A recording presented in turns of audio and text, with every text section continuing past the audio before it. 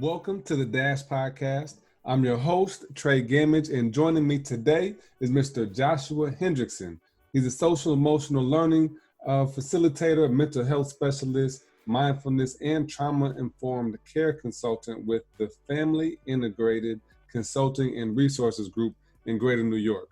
And as you know, in this time, we're going through a whole lot with this coronavirus, COVID-19. And so it's really amazing and special to hear from people who are at the forefront of what's going on and seeing this pandemic firsthand. Joshua's got some great experience, and I'm excited to bring his experience with you today. And right before we get started, I want to let you know quickly to go visit TreyGamers.com to purchase your copy of Every Decision Counts, 8 Lessons I Wish They Taught Me in School, a social and emotional learning workbook for middle and high school students. So without further ado, I welcome Josh to the show. And thank you so much, sir, for your work in SEL. And it sounds like you really have a grassroots organization that you're working with. How has this coronavirus, affected you, your city, and your work? Yeah, thank you, Trey, for inviting me to be part of this process. And it's a day by day thing right now. Actually, hour by hour. Getting local reports from the greater state of New York down to the city level and down to the suburban areas, where the majority of school districts that we work with and our staff lives. And it's hard to believe. Just 3 or 4 weeks ago there was very little, at least known, cases in our region, to now some of the local hospitals being inundated with the surge, and the toll that it's having on healthcare workers, and the way that the state has organized, not only from a physical health perspective but from a mental health perspective. And Right. a couple of days ago, I was listening to Governor Cuomo talk about staying connected spiritually through all of this, and the importance of the effects of trauma, and the emotional aspects and the emotional toll that this community health crisis is having, which I really feel has been a shift, at least in my experience with language, about community events and community experiences, really putting kind of the emotional aspect at the forefront. And that's the bulk of what we do. Right now, we've made a shift as an organization to providing integrated mental health, social emotional learning, professional development, to crisis counseling, and really supporting the communities that we work with. As difficult it is to integrate the emotional aspects of their lives in the face of this global health crisis. Absolutely. Absolutely. How much, I know it kind of hit everybody from out of nowhere. How long did it take you all to adjust? I think are you working primarily with schools? Or are you working with individuals? Both. I mean, we're still adjusting, right? And in my own house, my wife and my daughter are still adjusting to both working at home, and our daughter would normally be in daycare a couple of days or a couple of hours a week, and now we're learning how to be in each other's company and still take on the responsibilities of our day-to-day life. You carry that out into the local community. Watching schools trying to adjust to online learning platforms, and being able to reach out and to address students that have emotional and mental health needs in the midst of all of this, while they too are experiencing these disruptions, right? So it's a traumatizing impact across all relationships here, right? Which is unique in if you want to frame it from a natural disaster perspective, or a global health crisis.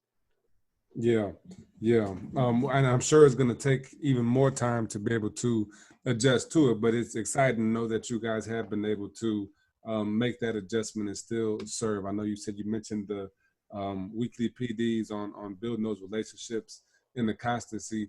And, looking at your profile and your work experience, you have a very interdisciplinary approach to mental health, SEL, a holistic approach. How did you get to this place right here? I mean, you see things in silos, but not always intertwined the way that you're using them. Yeah, I would say I think it starts with my family of origin. I've been privileged enough to have um, uh, two wonderful, caring, supportive parents with a very large extended family who all influence me. I come from a family that's mostly service professionals, teachers, social workers, and nurses. So I really feel, blessed in that sense that I was taught and supported uh, in service of others very early in my life. And then, moving into, through high school and into undergraduate school, I really struggled about trying to really feel into what I wanted to do. Mm. Uh, I was successful in sports. I was, successful in class when I applied myself, but I wasn't really finding any core subject area that was super meaningful to me. And I had to go through my own experience of anxiety and panic disorder and depressive Mm. disorder, and had wonderful support by family and extended family and friends, and wonderful therapist. And it was my connection to friendship through music that really kind of helped me kind of move out of um, that space that I was in. And that's when I found myself in education, and then um, ultimately found myself in social work school, and finished my bachelor's, and then moved to New York. I grew up in the Upper Peninsula, Michigan. It's a very rural area. There, there's essentially, I joke around about it, but there's about 3 stoplights in the entire county. Mm. So the population is very small, but the geographic region is very large. Yeah. So moving out to New York for my master's degree was a big shift for my body and just relationship. But it was the relationships that I created through Stony Brook University is where I received my master's degree in social work, and continued to build uh, working within community mental health at that point. Across my career, I've worked in pretty much just about every sector of community mental health, the inpatient to outpatient to adolescent to working with geriatric populations, and Hmm. really across the entire lifespan. And it was when I was working with Suffolk County, New York, mental hygiene on a first episode psychosis program, where we're looking at individuals in the early stages of whether it be schizophrenia or schizoaffective disorder. I realized that a lot of my effort was being placed later in the process Mm. rather than earlier in the process Yeah. of relationship and emotional development. So it was in that experience that I kind of repositioned myself, rededicated myself to the field of mental health. And at the same time, I started pursuing my doctorate in mind body medicine, integrative mental health through Saybrook University, that I started to then create this integrative mental health social emotional learning model to be able to bring this work into healthcare systems. And it was, or within education system. So it was my belief that the only way to really shift healthcare outcomes in our country is actually to do it through our public education system. Mm. And we do that by modeling healthy relationships.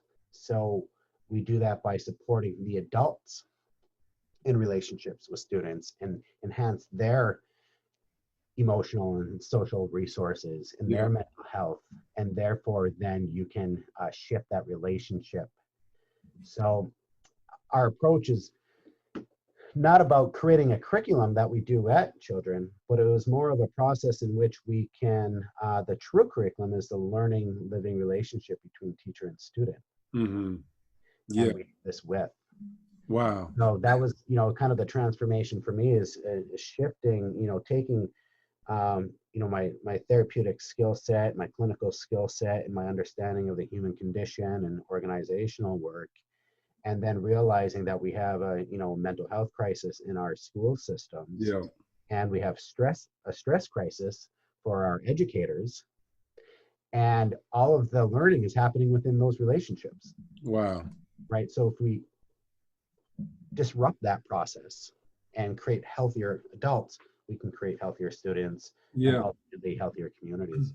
Absolutely. You know, I have my undergrad degree is in psychology as well from Miami, Ohio, and probably not too far away from you. I'm in northern Indiana, South Bend. So if you're in the peninsula, I guess you still may be a few hours away.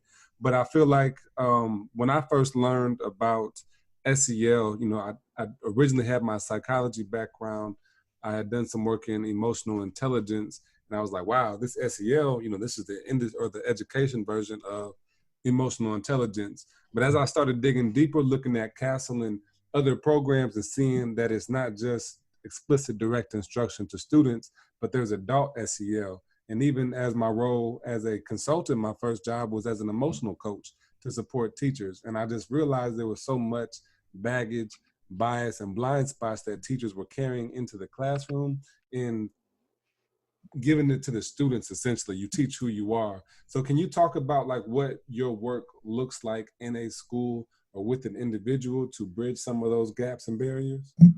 Yeah, so I mean, it first starts by forming relationship with administrators, teachers, champions of the work within a particular school or a district as a whole, and beginning just really forming relationship, having dialogue, coaching them and supporting them in their own vision, you know, for their community, right? I come from the perspective of that each individual and community has the wisdom inside of themselves to create the life that they want, and it's my job to support that and facilitate that. And if I can provide some additional resource and knowledge along the way to support that process, even better. Mm. Uh, so our approach is really an invitational model. So what we end up doing is, after having kind of conducting a needs assessment, if you will, we'll sit down and then we'll meet with teachers at faculty meetings and share, you know, the model of our work and what that might look like. And we invite individuals into a process with us. So our process is done within a small group cohort, anywhere between 12 to 15 individuals. And that could be at a building, it could be at a district-wide perspective, K through 12, it could be at an elementary or secondary level. But we invite teachers to go through a process with us. And that process looks kind of like this. So we invite individuals, we do a couple of days of training where we're kind of teaching the foundations of integrative mental health and social emotional learning. We dive into conceptual frameworks. We talk about the science and the physiology of the body from a stress perspective, from an emotional perspective, from a relational and interpersonal relational perspective. And then we train the individuals in what we call a professional self-care approach. We teach them to embody mindfulness-based interventions, the use of emotional check-ins, the use of movement for learning in their own bodies and in the classroom, about intentional language and how we can use language as a motivating factor, or how it can be amotivational at times, right? And we teach them those skills, and then we spend 2 to 3 sessions after that coaching the individual from a health and wellness lens Hmm. to embody this work and guide them in doing that before we focus on how do we integrate this work into the classroom, because the teacher is always bringing themselves into the classroom. Yeah. There's a tendency to be focused on techniques all the time, and techniques implies technology, which implies like humanistic psychologist Roland May said, technology is the knack of rearranging the world so you don't have to experience it. Right? That's a good one. Right. So we really help the teachers to embody themselves, be present with themselves. Therefore, they have the resource to be present with their students. I love it. And, yeah. And we do that by helping them bring curiosity to their life and help them bring not only compassion to their students, but compassion to themselves, right? Mm-hmm. So there's a question that I've been asking educators for the last several years, and people in general, and I ask, you know, where did you learn how to bring compassion to the world? And generally people will say, my parent or a teacher or my faith. And then when I ask the question, where did you learn how to bring compassion to yourself? Yeah. And Yeah. oftentimes I get silence or myself. So how do we expect then for children to have esteem and confidence in themselves if we're not explicitly teaching them how to bring compassion to themselves? Yeah. And we can do that through your relationships with adults.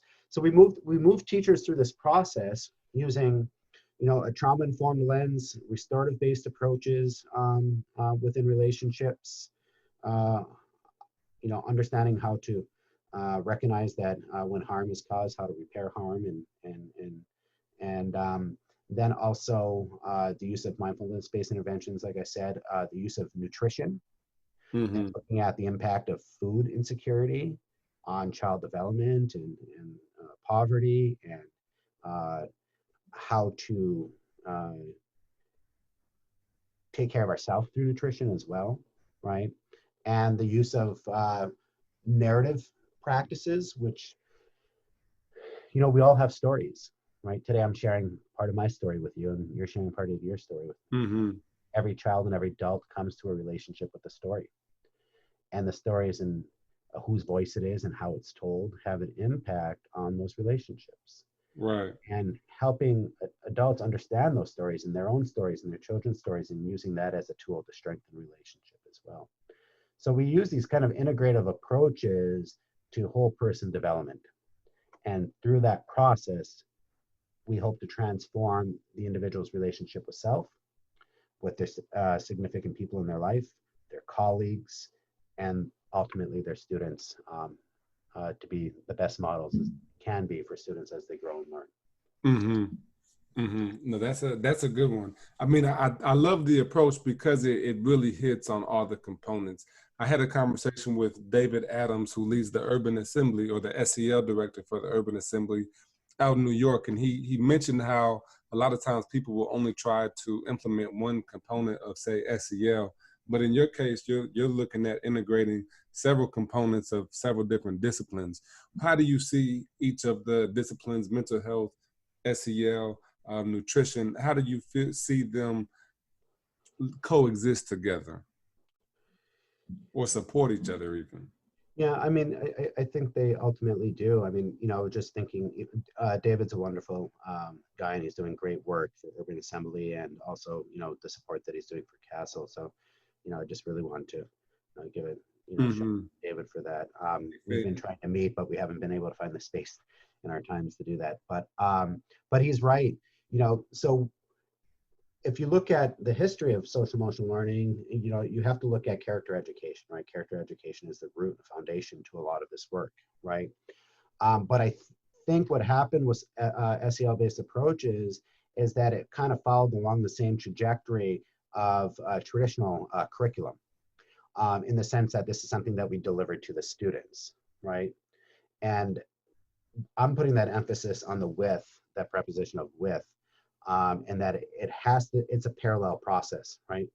I'm learning, the teachers we're working with are learning, the students are learning within a parallel and integrated process.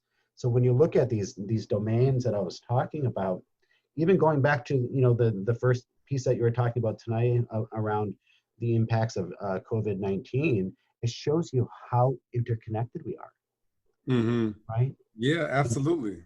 It gives us an awareness about our interconnectedness that we oftentimes is just underneath the surface of awareness. So nutrition in the foods we eat has an impact on the way that we interact with the world, right? If we're eating a lot of processed foods, it's no wonder why our body feels like it went through the mill, several hours later, is because it actually is food that's gone through the mill, right?